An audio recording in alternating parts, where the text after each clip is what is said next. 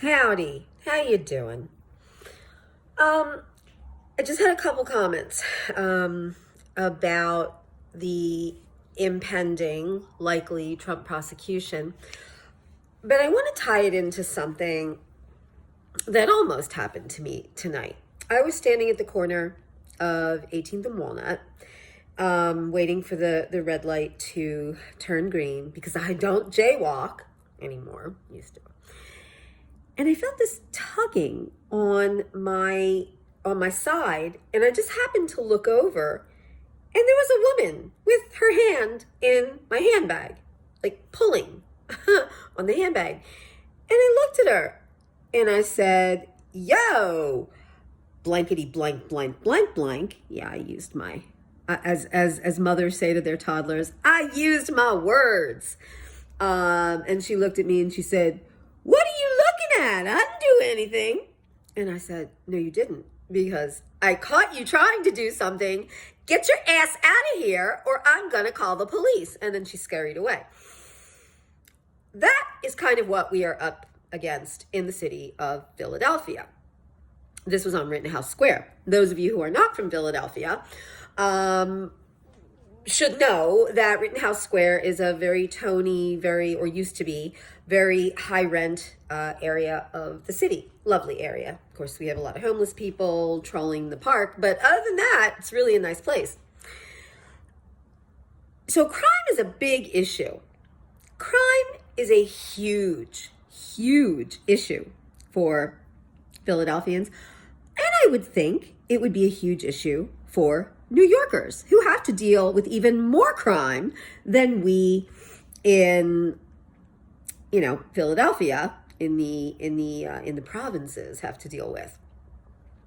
But it appears that the district attorney of Manhattan, Alvin Bragg, who kind of got the same amount of funding from George Soros as our district attorney, Larry Krasner, got, he seems to think that it's more important to look for a way to thread a very, very, very narrow legal needle, to try and prosecute a former president for a crime which is, in its most expansive, generous definition, a misdemeanor offense.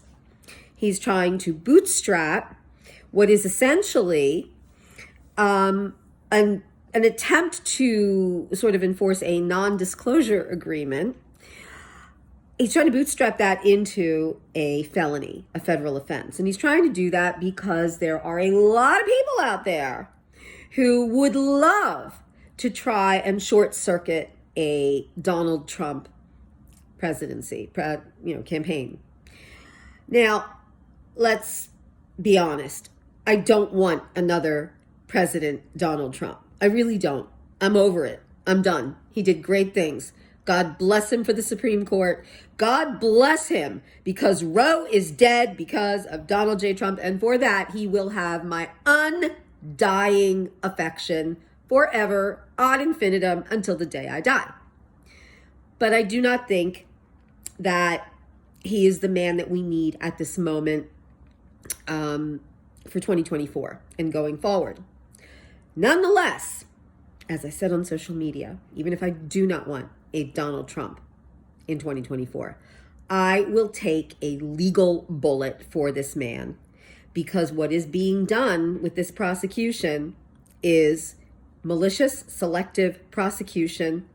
This is being done simply and obviously and blatantly and transparently to impact an election cycle. And everyone should be angry about this, but particularly lawyers. We should be angry about what is going on here. If you're a Democrat, you should be angry because it is a manipulation of the criminal justice system, of the legal system.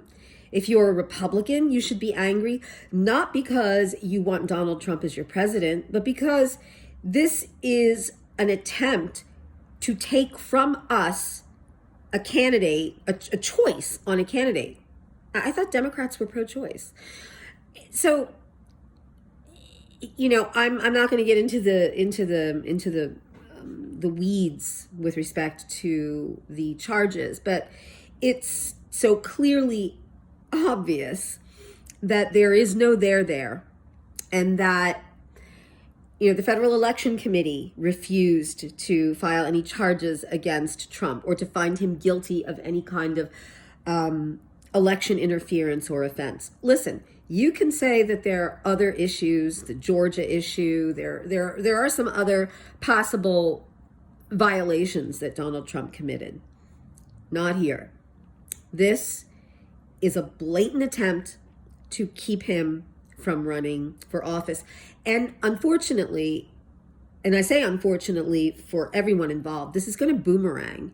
This is very likely going to boost Donald Trump's candidacy with a lot of people who might otherwise not have wanted to support him, because there are a lot of people out there who are angry at what they see as, again, selective, unfair, manipulative prosecution.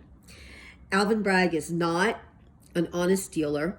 He's not unbiased. I don't think he's particularly intelligent. I don't think he's particularly effective or competent.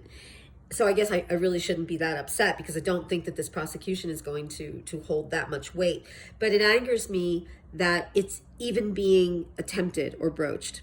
So with that being said, just to let you all know, my handbag is still here, safely at my feet. Nothing was taken from me. And the little would-be thief skittered away into the dark shadows, the dark, dank shadows, where she and where all thieves and criminals in the city of Philadelphia belong. Have a great night, guys.